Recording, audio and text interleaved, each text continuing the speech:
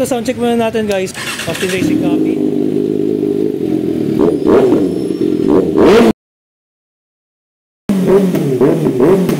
Para quick release na. Ang lupit niya. Hindi na kailangan ng susi. Racing talaga. Ay, kilala mo yun? Ayun, sabi ya. Spa, yan. Hey, what's up mga katingin? Sa dami na nagre-request na subukan naman daw natin ang ibang klaseng exhaust. May bagong ino-offer sa akin ngayon, bagong labas na exhaust, subukan natin sa ating 2024 CX-6R. So currently nakalagay sa atin ngayon is the Austin Racing copy from Boris Performance Exhaust. And wala akong masabi. Napakaganda ng sound, napakalakas.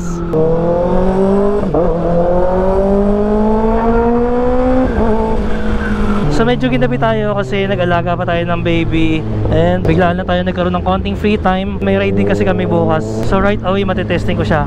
So ngayon excited na ako, na kinakabahan kung anong kalalabasan. Pinangalan ko pala dito guys is Zonic. Ang nakaisip na nyo isang subscriber na nag-comment. So kung sino ka mga nakaisip, thank you. Medyo naninibago ako sa rear set. Gumanda yung riding position ko pero tumigas yung kanyang shifter. As always kapag naka rear set, medyo nakaka-apektuhan yung shifter. Ewan ko lang kung ma-adjust pa yun. Sana ma-adjust. And soon magpapa-remap tayo para ma-maximize yung upgraded natin. And syempre magpapalit din tayo ng high flow racing air filter para ma-maximize na natin yung kanyang performance. Matanggal na yung Euro 5 emission restrictions dito sa bike kasi lahat naman ng bagong bike ngayon since I think 2023 merong Euro 5 emission. So on the way tayo ngayon sa Best Tracker PH. Yung shop nila pwede mong i-waste dito using BT Moto Avenue keyword.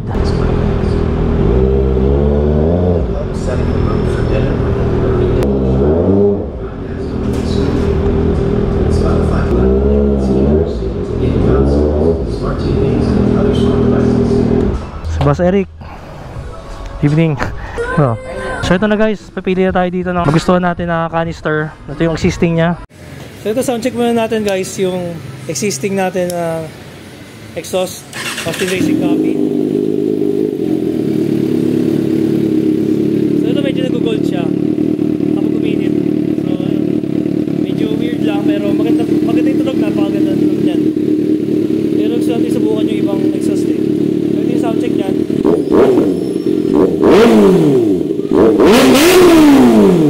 Alright, yes.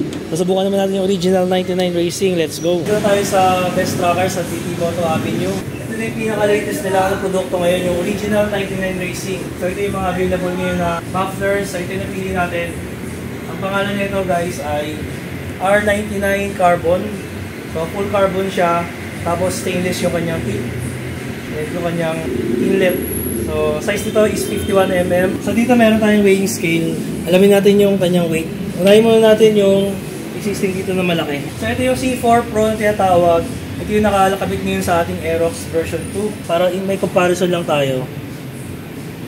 Kung ilan yung weight niya. So, naka 1,799 grams. Ito namang full carbon na R99. Bukan natin. Yun. 622 grams lang, layo ng difference. More than 1 kilo yung difference niya. And syempre, gusto natin malaman kung gaano kaganda tumunog to, sa performance niya. So ito na, dala natin ngayon yung ating 2024 CX-6R.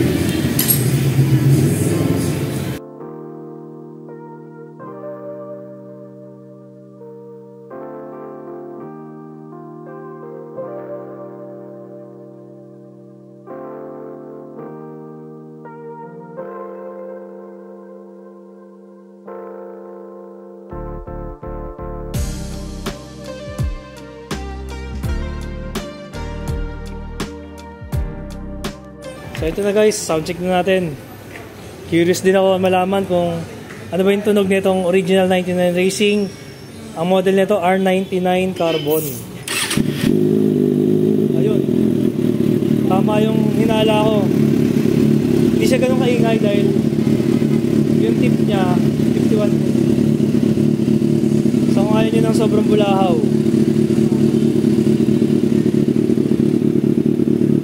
mas decente. Idle idle yun, tahimik yung idle. Pero tingnan natin pag direct na. Malakas pa rin.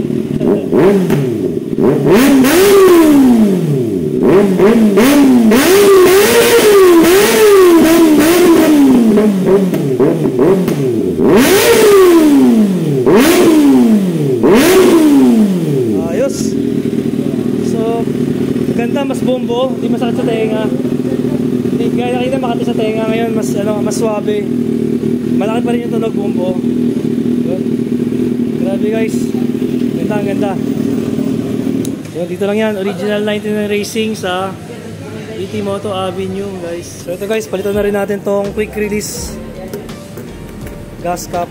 Pakita mo kaya yung ano natin, kapalit natin dyan. May kasama na rin siya sa ring screw. Yan. So ito, ang brand nito Arashi. Ito, para quick release na. Ang lupi. Hindi na kailangan ng susi. Racing talaga. 2.5 yata. 2.5. Yung TWM Italian nasa 7 plus. Same brand to nung real set. Nadali nga rin. Yung sa halaga nito guys, nabili natin 2.5.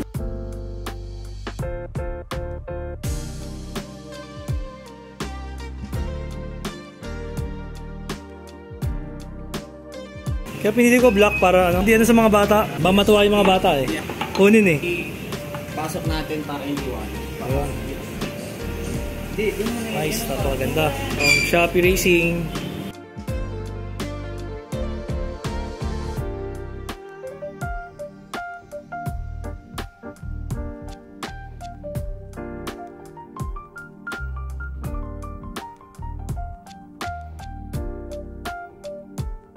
So yun guys, paalam na tayo. Ayun, nakabit na yung original 99 Racing R99 Carbon. Napakaganda na yung tsura, napaka-pogi. Boss Eric, thank you.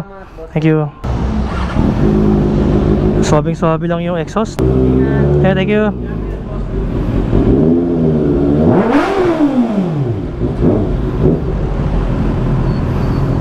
Lakas din guys.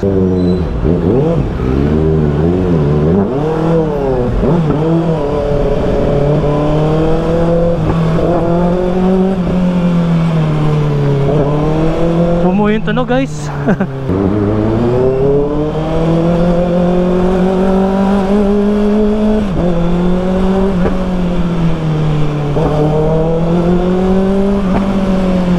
So naging smooth siya right away. Napansin ko na wala yung garalgal niya, pero nabawasan yung ingay.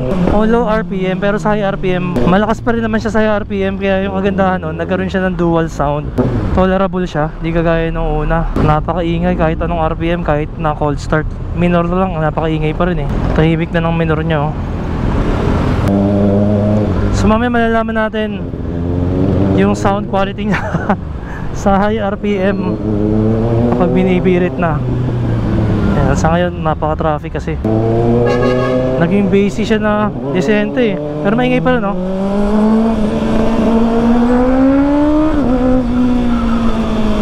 Laki ng tunog guys, para siya naging tunog 1000cc. Just by changing the canister, nagbago significantly yung tunog. Napakagaling ng nangyari. Problema ko dito sa rear set, ang hirap hanapin yung neutral. So ito guys, kagandahan ng naka keyless quick release gas cap. So hindi mo na kailangan magsusi. Yun, diretso na. Diretso gasolina na. Lager ka sir? Oo. Parang nakapalo yata ako sa'yo. Ah, nakapalo ka? Yun, si kuya nakapalo. Thank you. Pangalan nun? Ay, yan yan. Oh. Pinji. Ay, kilala mo yun? Ay, kilala pala ni kuya. Ang pangalan mo kuya? Arnold po. Arnold. Yun, si kuya Arnold. Sticker ka sir. Meron. So mamaya, bigyan natin siya ng sticker. Ikaw yung laging namimigay ng mga big bike eh. Ayun. Galing ni kuya, nakilala tayo. Panoorin mo, sige. Hindi pa siya mamaya, sa ibang araw pa. Kasi edit pa natin siya eh. Lagi naman ako nag-ano. Ayun, salamat sa panonood. Paglalagay niyan, pag ganyan. Ayun, napakaganda. Quick release gas cap. Unti-unti malapit na natin makompleto yung ating build series ng ZX6R. Kuya, sticker. Yan. Sa weight savings, meron din siya. Konti nga lang. Pero at least pag inad mo naman lahat ng weight savings natin, is malaking bagay na rin. So yun, 200 plus. Okay. Usog muna natin siya. Hindi tayo istorbo dito. Yan. Sticker, meron. Ano ba? Kailan tayo nila kuya. Hindi tayo ng sticker dito. Buti may mga sticker tayo kahit pa paano. Ito, kuya. Ayun, kuya. Spa, yan. Ako din, o sige. Yun. Hello!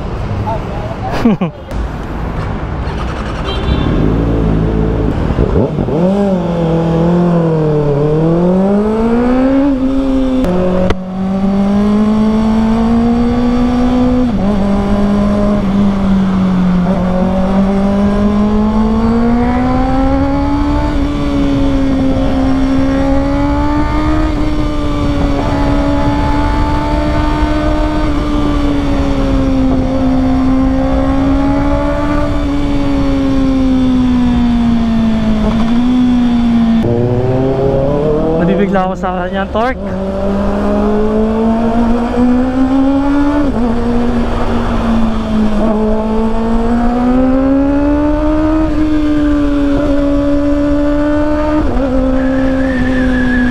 So yun guys, ang verdict. Although humina, nabawasan yung galit, nag-iba yung tono,